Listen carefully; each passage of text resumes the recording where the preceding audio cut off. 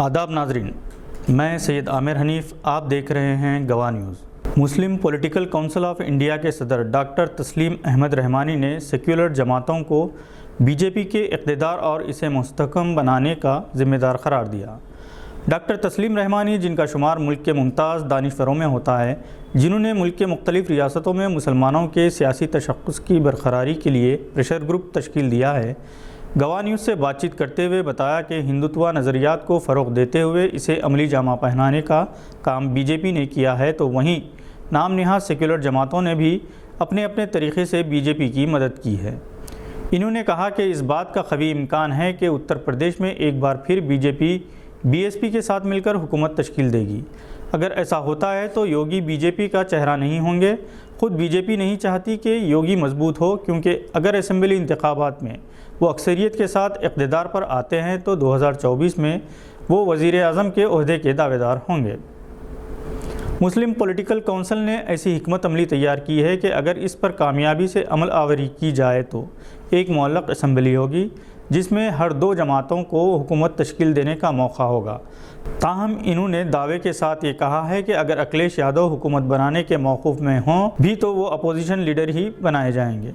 बिहार में जो हुआ था वही तारीख़ दोहराई जाएगी। डॉक्टर तस्लीम रहमानी, जिनका तफसीली इंटरव्यू गवाह के ताज़ा शुमारे में शाये किया जा रहा है, जो 12 जनवरी की शब मंजर आम पर आएगा, इस बात की तरदीद की है कि मुस्लिम वोटों की तकसीम की वजह से बीजेपी कामयाब हो रही है, बल्कि वो साबित कर सकते हैं कि बीजेपी को कम अज़ कम 312 नशिस्तों पर कामयाबी में मदद समाजवादी पार्टी, बीएसपी, कांग्रेस और आरएलडी ने की है। उत्तर प्रदेश में 140 हल्के ऐसे हैं जहां मुस्लिम आबादी 20% से ज़ायद है।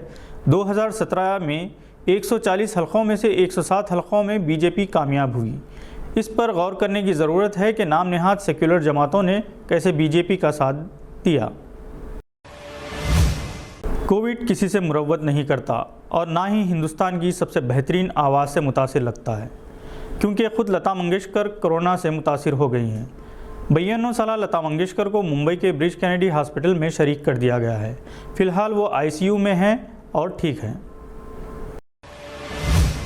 तेलंगाना में मास्क ना लगाने वालों के ख़िलाफ़ पुलिस की जानिब से कार्रवाई की जा रही है और जुर्माने आयद किए जा रहे हैं। रियासत के ज़िला रंगारेड्डी के हैदर शाह कोट इलाके में पुलिस ने ये ख़ुसूसी मुहिम चलाई और मास्क के बगैर घूमने वाले अफराद और गाड़ी सवारों पर 1000 रुपये जुर्माना आयद किया।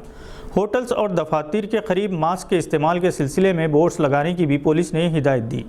पुलिस ने इंतबाह देते हुए कहा कि ग्राहकों के मास्क की अदम इस्तेमाल पर दुकान मालिकीन पर जुर्माना आयद किया जाएगा।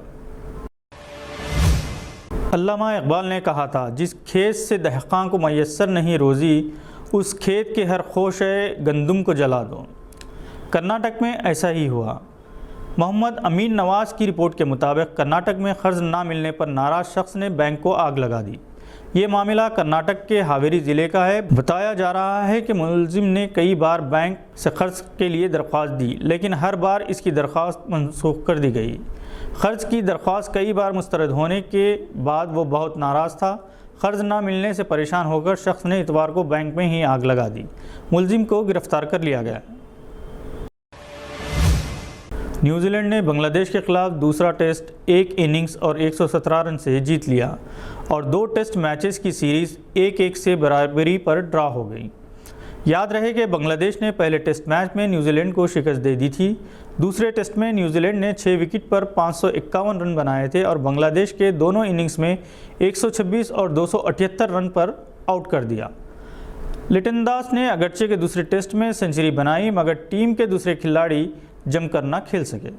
न्यूजीलैंड की जानिब से लाथिम ने 252 और कानवे ने सेंचुरी बनाई। लाथिम, जिन्होंने 6 कैचेस भी लिए, मैन ऑफ द मैच और कानवे को प्लेयर ऑफ द सीरीज़ करार दिया गया। आईसीसी ने न्यूजीलैंड के एजाज पटेल, हिंदुस्तान के मयंक अग्रवाल और ऑस्ट्रेलिया के माइकल स्टार्क को दिसंबर के बेहतरीन खिलाड़ी करार दिया।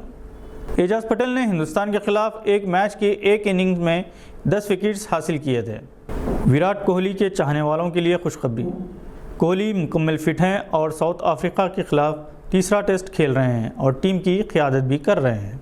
आज के बुलेटिन में बस इतना ही। उम्मीद है कि आपने हमारे चैनल को सब्सक्राइब कर लिया होगा। बेल आइकॉन दबाना ना भूलें। खुदा हाफिज़।